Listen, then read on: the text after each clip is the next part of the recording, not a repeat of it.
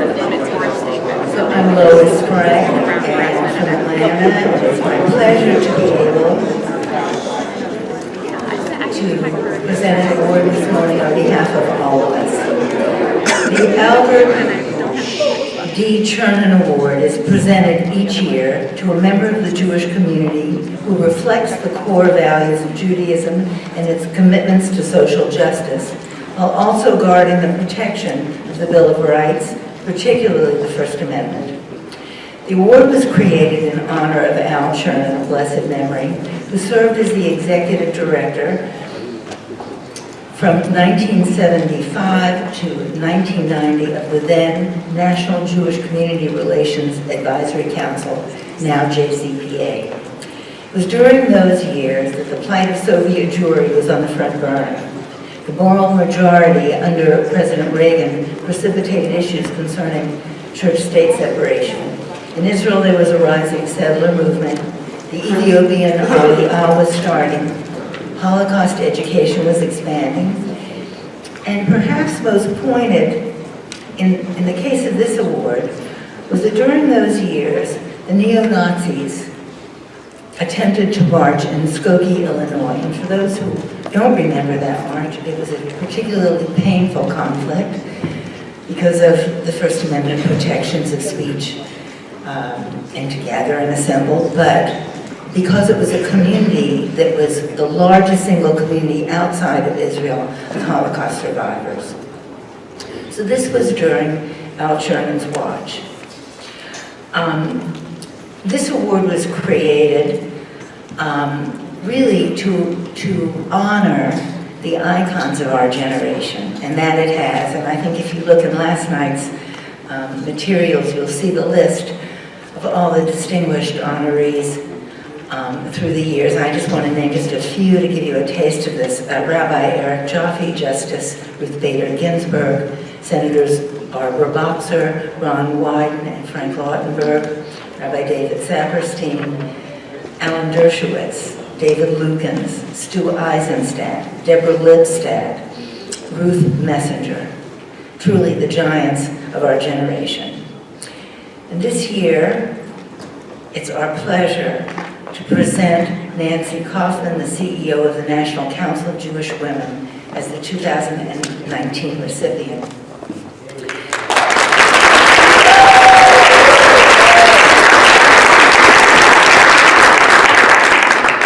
Nancy's a graduate of Brandeis University and received an MSW in Community Organization and Social Planning from Boston College School of Social Work. And she had a mid-career master's degree in public administration from the John F. Kennedy School of Government at Harvard University. In her early career, Nancy held a variety of positions related to health and human services delivery in state and local government, and in the nonprofit sector, including being founding executive director of a community action agency working for the Dukakis administration as deputy director of the Governor's Office of Social Policy, assistant director of Health and Human Services, and deputy commissioner of the Welfare Department for the Commonwealth of Massachusetts. And all this before her really wonderful long career as the JCRC director of Boston. When Nancy came to Boston, the Federation director, Barry Schrage, was fairly new on the job. He'd been there 3 years. But he saw Nancy as his partner in actualizing the foundational values of that community for justice, for tzedek, for Torah. Boston became a model community in the country for intergroup relations. Under Nancy's leadership, the Jewish community, in partnership with the African American community, faith communities, ethnic communities, partnered in putting faith into action. The JCRC was a partner, not a patron. The JCRC reinvigorated the suburban communities back to their urban roots on the issues of the inner city, and they were a voice on Beacon Hill. The capacity and the skill to mobilize grassroots Jewish activism and to navigate the shoals of hard political choices and to keep unity among stakeholders is an art. And Nancy is an artist par excellence. We're not the first We're not the first group to honor Nancy. She's the recipient of an honorary doctorate in public service from Northeastern University. She received an award for the greatest contribution to social policy from the National Association of Social Workers in 1980, the Alumni Achievement Award from Brandeis University in 2002, and Woman of Valor Award in 2007 from the Jewish Funds for Justice. Yes, Nancy's been recognized on numerous occasions for her outstanding work. However, probably most precious and insightful, in speaking to Nancy's friends and colleagues, it's her sincere caring and generosity of spirit, her wise and unselfish counsel that they treasure beyond all her accomplishments. She's been a courageous voice, leading communities on gender equality and human rights throughout her entire career and to this day. In the words of David Bernstein, our JCPA Executive Director, Nancy has been an unwavering advocate for a free and fair society throughout her distinguished career. She's in a class of her own. It's my pleasure to call on Nancy to receive the 2019 Albert Chernin Award for 2019.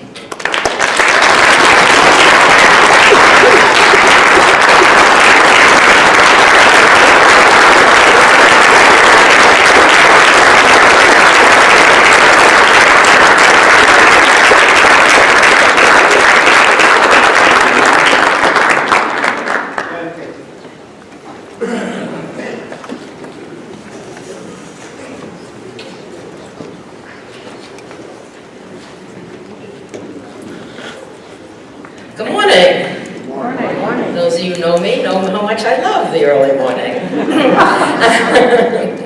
Thank you, Lois. Thank you, David and Melanie. Thank you to Steve Guto and Larry Rubin and all my, and David Saperstein, who I'm honored is here as well, all of my teachers and rabbis and friends.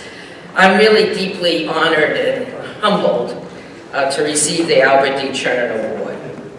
I had the privilege of knowing Al Chernin and was inspired by his leadership and deep and abiding love of the Jewish people, and particularly the community relations field. He was certainly dedicated to upholding our time-honored commitment to the protection of the Bill of Rights, particularly the First Amendment. And I hope everyone gathered here today shares that commitment, even when we might be challenged by some difficult messages we disagree with and find hard to hear. Al taught us that given the small percentage of Jews in the United States, we will only live truly free and meaningful lives if we pay attention to the needs of other groups in our society with whom we share a common destiny, but not necessarily a common religion, gender, race, or ethnicity. Over the past 30 years, I've attended many Al Chernin Award gatherings, and I've always been awed and inspired and impressed by the accomplishments of the distinguished awardees, whose ranks I am now joining. In addition to the many great men who have been honored, and there have been many, I am particularly proud to be included with the esteemed women in the group, including Ruth Bader Ginsburg, Judy Lichtman, Ruth Messenger, and Deborah Lipstadt. I began my career in Jewish community relations in 1990, the year Al retired. He continued, however, to be a regular presence at NACRAC and then JCPA policy conferences until he could no longer participate because of his failing health. I came into this field having spent the first half of my career, as Lois mentioned, as a community organizer, an anti-poverty activist, and an advocate, both inside and outside local and state government. When Mike Dukakis was not going to Washington, and I was not going to Washington, I was hired as Boston's JCRC director, as the first woman director, and one of the very few at that time in this country. I was lucky enough to learn from the greats in our field, including my predecessor, Phil Perlmutter, as well as other great JCRC directors who were my colleagues, Earl Rabb, Steve Windmuller, Michael Kotzen, and Doug Kahn. and equally excellent NACRAC and JCPA directors like Larry Rubin, Hannah Rosenthal, and Steve Guto.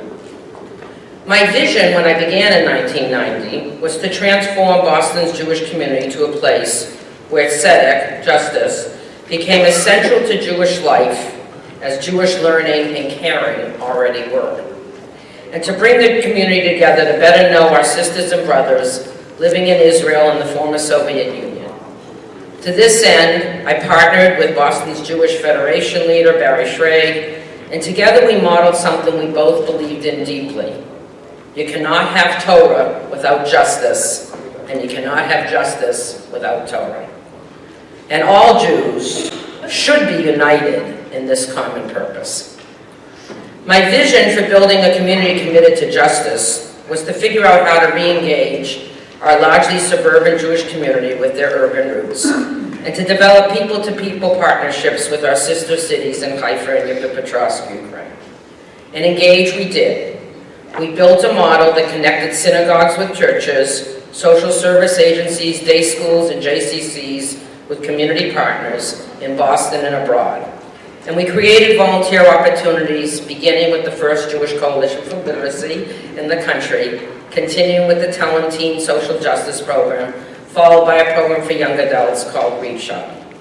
We also partnered with a broad-based interfaith coalition to train our leaders in community organizing that led to the creation of deep and lasting relationships across race and religion, and to many collaborative victories, including one I like to call Romney Care, which was the precursor to Obamacare several years later. In Israel, we created an NGO learning exchange between NGOs in Haifa and Boston. We created a model program to fully integrate Ethiopian Jews into all neighborhoods in the city of Haifa. And in Dnipropetrovsk, we developed a women's health center that succeeded in reducing the cervical cancer rate in the city. We created many partnerships between people in Boston and people in Ukraine. It was a model I wrote about in 2001, right before 9/11. When I challenged our field, this field, to recapture our soul with a new vision for community relations for the next century that could attract donors, volunteers, and truly transform the community.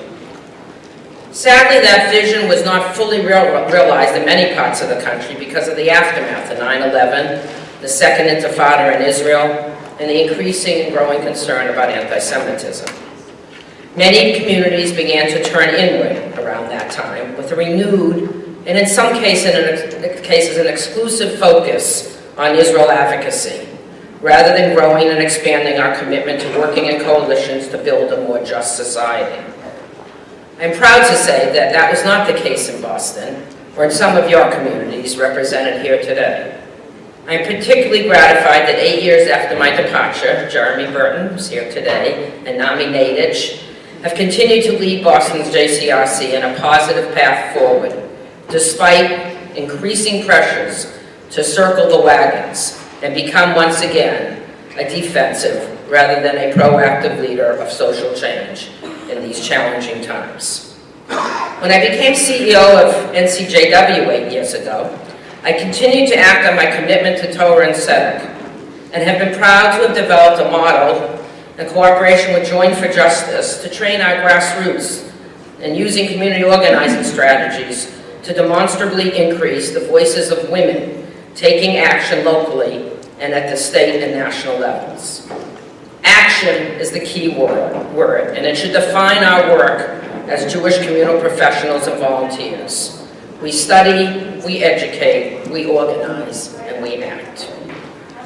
On that point, I am reminded of the words of a prior Chernin Award winning and my dear friend, Label Fine of blessed memory, who repeatedly said to all of us, "The world is not working the way it is supposed to, and we as Jews are implicated in its repair."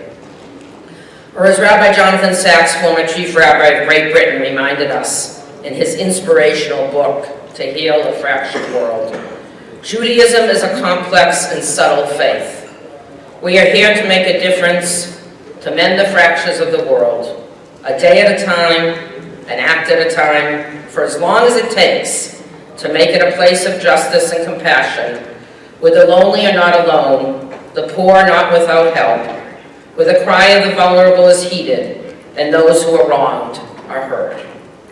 I am privileged to have been able to do just that through my career in the secular and then the Jewish community.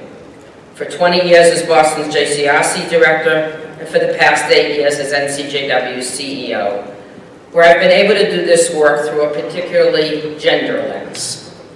NCJW turns 125 this year, and we have been on the cutting edge of every major social movement in this country, and I promise you, we are not stopping now.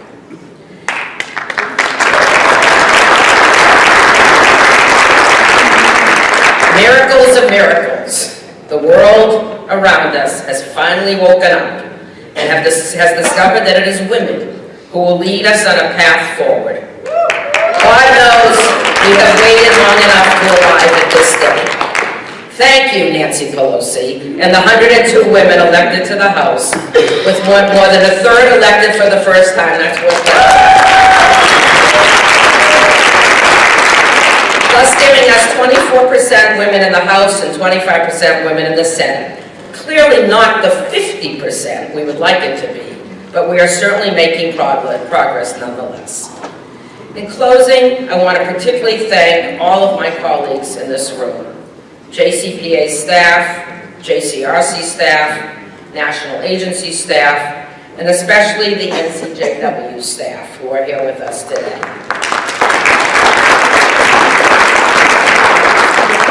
You are the ones who do the work of repairing this broken world each and every day. What we all are engaged in is truly holy work. And rest assured, we do make a difference in the lives of vulnerable people and communities in our midst. Never has that work been more relevant and more necessary than it is right now in this country, in Israel, and in the world. Thank you for this honor, and thank you all for being